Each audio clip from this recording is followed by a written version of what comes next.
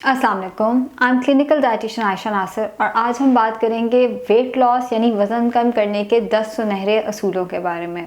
हम सबको लगता है कि food science is a common sense.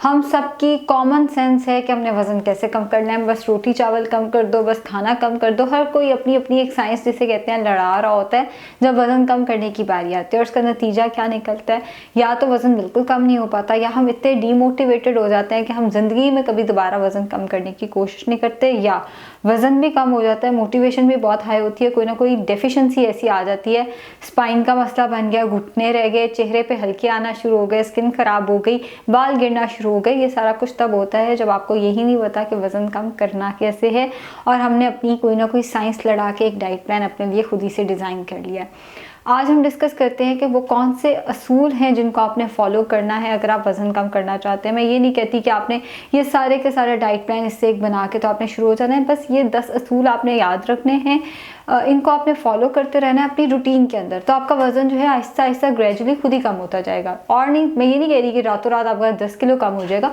महीने के अंदर 1 से 2 किलो करके जाना शुरू हो जाएगा, ग्रेजुअली आपका कम होना शुरू हो जाएगा। जो डाइट आप फॉलो करें, आपने डाइट प्लान वही फॉलो करते रहना है, बस इन 10 असूलों को जहन में रखना है।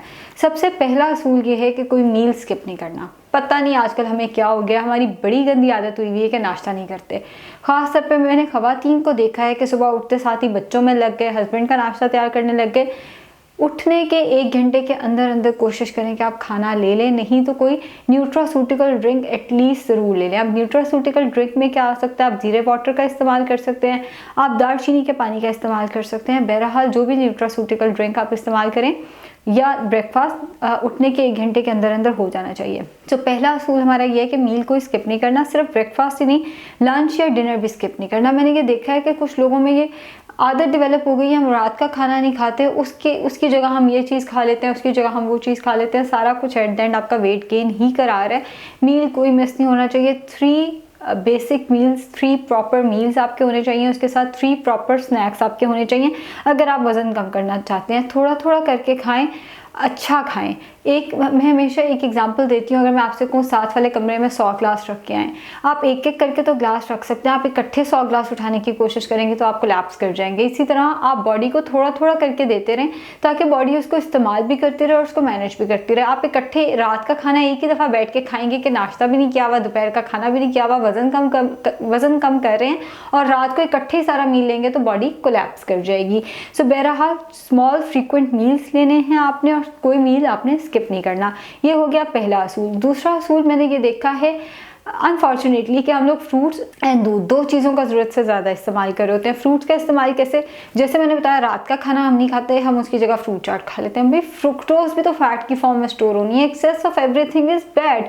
फ्रूट पे एंड दूध पे बिंज नहीं करना, ज़रूरत से ज़्यादा इसका इस्तेमाल नहीं करना। दिन में 2 फ्रूट और दिन में 2 ग्लास दूध मोर देन एनफ है। आप ये भी कर सकते हैं, आप 1 ग्लास दूध और 1 कप दही का इस्तेमाल कर लें। अब लोग कहेंगे हम तो पूरा दिन दूध नहीं पीते, 1 ग्लास भी दूध नहीं पीते, वज़न फिर भी कम नहीं हो रहा, क्योंकि आप दूध पत्ती बहुत ज़्यादा पी रहे हैं। चाय में दूध बहुत ज़्यादा इस्तेमाल करें। चाय के लिए 1 कप दूध, 200 ml दूध आप चाय के लिए रखें। उसकी बेशक आप उसको पतला कर करके उसकी देग तैयार करके पी जाएं, क्योंकि पानी में तो कोई कैलोरीज नहीं है। हाँ, चाय में कैफीन है, हमने उसका भी ध्यान रखना है, लेकिन बहरहाल अगर मैं वेट लॉस के हवाले से बात करूं तो बेशक आप उसकी देग तैयार करके पी जाएं और बेशक एक ही दफ़ा उसकी दूध पत्ती बना के पी लें, लेकिन 200 ml से ज़्यादा दूध आपकी चाय में नहीं आना चाहिए। और दूध पिएँ, मतलब ये नहीं कि आपने दूध पत्ती में ही अपने 3 ग्लास, जो मैंने आपको कहा है कि 2 ग्लास दूध ले लें और 200 ml दूध पत्ती के लिए रख लें या चाय के लिए रख लें, ये नहीं कि आपने उस सारे की दूध पत्ती बना के पी लेनी है। दूध कैल्शियम का, फॉस्फोरस का बहुत अच्छा सोर्स है, दूध का ज़रूर इस्तेमाल करें। हाँ, चाय जो है वो आप दिन में 2 से 3 दफ़ा, जैसे मैंने बताया 200 ml दूध टोटल होना चाहिए, जिसकी आप चाय जितनी दफ़ा चाहें मर्जी बना के पी लें। तीसरा हमारे पास असूल ये आता है कि आपने अपनी नींद पूरी करनी है। अब हमारे मसला क्या है कि हम रात को पूरी रात जागते हैं, सुबह फजर की नमाज़ पढ़ के सारे सो जाते हैं। ग्रेलिन और लेप्टिन 2 हमारे एपिटाइट से रिलेटेड हमारे हार्मोन्स हैं, हमारे आप ये कह सकते हैं 2 हार्मोन्स हैं जो खाने पीने से रिलेटेड है। इनका इम्बैलेंस हो जाए तो हमें पता भी नहीं चलेगा, हम इनडायरेक्टली ज़्यादा खा रहे होंगे और हम सेल्फ पिटी में भी होंगे, हम तो इतना खाते नहीं हैं। ग्रेलिन एंड लेप्टिन का इम्बैलेंस नहीं होना चाहिए, वो तभी होता है जब आपकी नींद पूरी नहीं हो रही।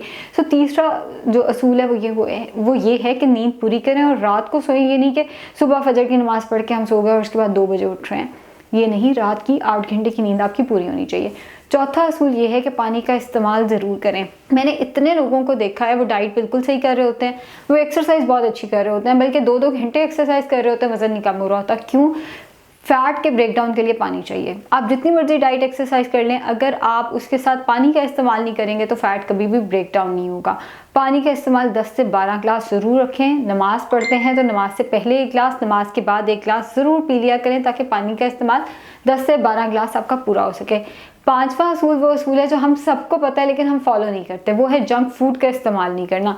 अब जब मेरे पास खवातीन आती हैं, वो कहती हैं हम जंक फूड तो इस्तेमाल नहीं करते, रोज़ जब इनके अब्बू आते हैं ना तो एक शवारमा मंगा के खा लेते हैं, बस वही है। वो नहीं करना, वो भी जंक फूड में ही आता है। जो शवारमा चाहे वो 30 रुपये का मिलता है और हमें लगता है कि वो बिल्कुल जंक फूड नहीं है, वो तो इतनी सी चीज़ है, उससे तुम्हारा पेट भी नहीं भरता, वो जंक फूड में ही आता है। और दूसरा 30 रुपये में आप खुद सोचें आप कौन सी मुर्गी का इस्तेमाल कर रहे हैं, ठंडी मुर्गी कहते हैं उसको बहरहाल। सो जंक फूड का इस्तेमाल नहीं करना। और जंक फूड में सिर्फ शॉर्मा, बर्गर, पिज़्ज़ा वगैरह नहीं आते, कोल्ड ड्रिंक्स वगैरह भी आ जाती हैं। जितने हमारे बेकरी आइटम्स हैं, हम लोग बेकरी का बहुत ज़्यादा इस्तेमाल करते हैं। मतलब हम लोग पूरा दिन कुछ नहीं खा रहे, लेकिन हम रस तो ऐसे खा रहे हैं जैसे पता नहीं क्या हो गया। केक रस हम बहुत ज़्यादा खाते हैं, चाय के साथ बिस्किट ज़रूर लेते हैं, ये सारा कुछ जंक फूड में आता है। पैकेट की किसी किस्म की कोई चीज़ इस्तेमाल नहीं करनी।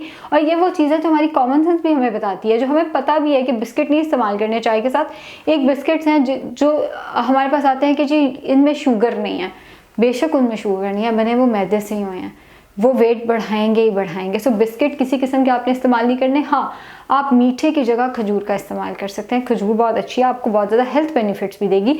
खजूर का इस्तेमाल करें बजाय इसके कि आपने बिस्किट्स का इस्तेमाल करना है। इसके अलावा अपने मील्स को बैलेंस रखें। बैलेंस मील से मुराद ये वेट लॉस के लिए ज़रूरी है कि आपका प्रोटीन ज़्यादा हो। कार्ब, प्रोटीन, फैट का एक हेल्दी कॉम्बिनेशन बनाएं।